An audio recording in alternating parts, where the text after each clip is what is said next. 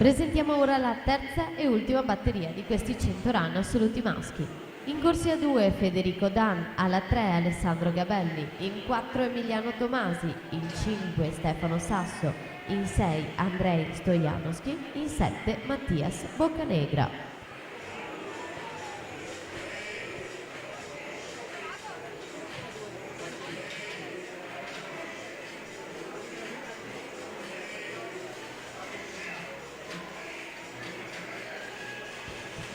(31,50).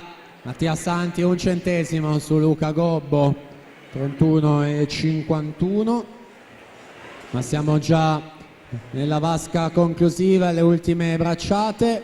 Luca Gobbo 1,5,34 su Mattia Biscaglia, 1,6,45 in seconda posizione.